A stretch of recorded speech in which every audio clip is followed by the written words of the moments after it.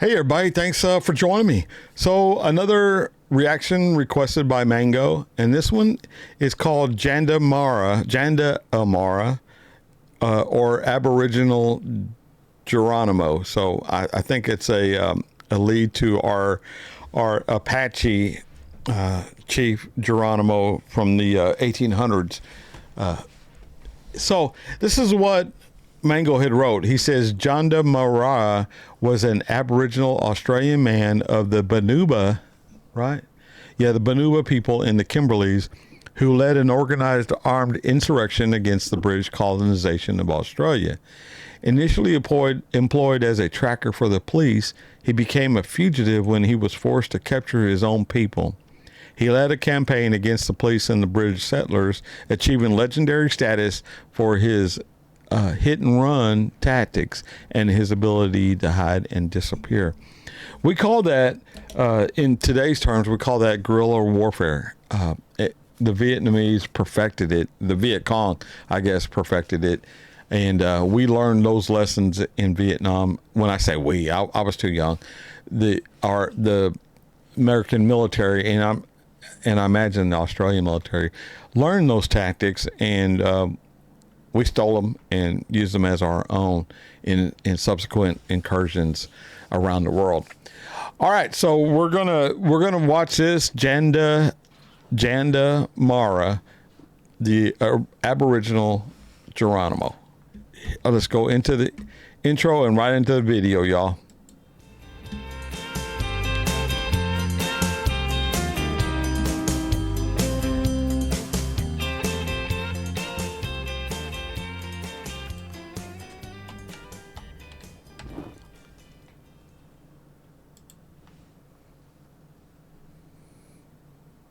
Hi, my name is Joe Ross. I come from Fitzroy Crossing in the Kimberley, and we're standing today on the top of the Oscar Ranges, remnants of the Great Devonian Reef.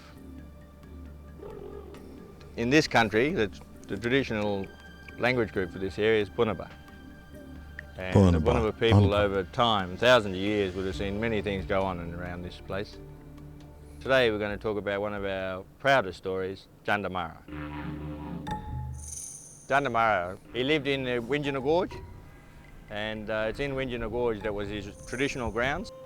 And in the midst of the resistance movement and trying to stop European people coming to Bunuba country, they used this as their hiding grounds.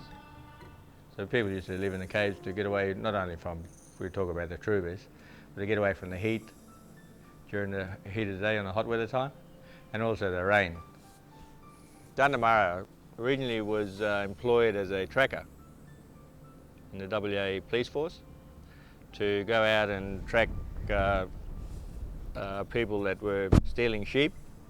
Most policemen had to have Aboriginal people with them just to survive in this country. I can imagine. Especially in the dry times. There's not much tucker around, not much water.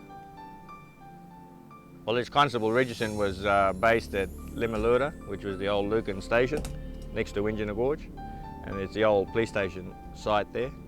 And he was based there, and he actually built up quite a good friendship with Jandamarra.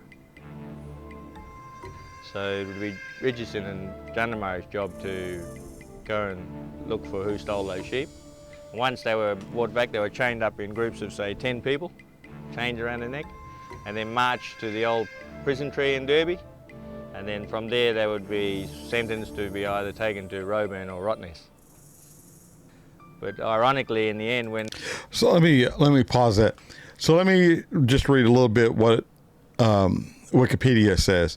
So Jandamarra, or there's a different one. Well, it's the same word, but just has a T in front of it, and I don't know how that changes pronunciation, so I'll leave it alone. But he was alive from 1873 to 1897, and he was known to British settlers as Pigeon.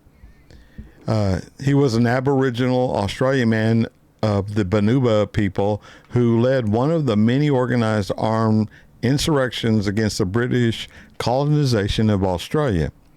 Initially employed as a tracker for the police, he became a fugitive when he was forced to capture his own people. He led a 3-year campaign against police and British settlers, achieving legendary status for his hit-and-run tactics and his ability to hide and disappear. Jandamarra was eventually killed by another tracker at Tunnel Creek on the 1st of April, 1897. His body was buried by his family at the Napier Range, where it was placed inside a bob tree. I don't know what that is. It's some kind of tree. All right, so he was placed inside there. His body was. Jandamarra's life has been the subject of 2 novels. Ion Idrias's Outlaws of the Leopold from 1952, and Muduru's Long Live Sandawara from 1972, a nonfiction account based on oral tradition. All right, man. So he was born in 1873 and died on April the 1st, 1897. Either taken to Roebourne or Rottnest. But ironically, in the end, when they had Bunuba people chained up ready to go to Derby, Jandamarra was influenced by Bunuba people to let them go and to shoot Richardson. And that was the start of the virtually guerrilla warfare against European people coming into Bunuba country. When the conflict was happening down in Perth, I mean, they started to get angry about this, so they sent more and more troopers up here. And they didn't matter how many troopers you had on the ground here. Bunuba people, they could hide in these limestone ranges, no problem at all in this country, and live on it 12 months of the year. Bunuba people used to believe that he had magical powers. Virtually they call him like a magic man. And they believe he was invulnerable to even bullets. He would just pop up here, pop up behind the limestone, pop up in Tunnel Creek, pop up in Windjana Gorge. That's why it was so hard for the troopers to catch him and all his men. And more troopers came up here, policemen and the local managers trying to catch him. It took about 10 years, 10 long years of trying to finally whittle down this Bunuba resistance. Well, in the end, there's a place called 6 Mile Creek, not far from Tunnel Creek. And the policemen, they had a camp there.